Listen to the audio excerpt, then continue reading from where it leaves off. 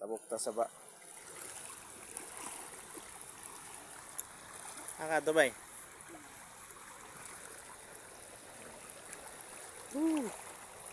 What's up mga kabida? Yun. So muna ato ang moves karon, medyo alas 5 na. Almost nasa 5:30. 5:30 na ng hapon, no? So tuloy pa rin ang trabaho upang matapos. At di na ako sure kung matapos na ko ni karon. Medyo dulom naman. So let's go. Nagimidiri sa kapihan, no? Muna akong partner sa trabaho namo. Yan.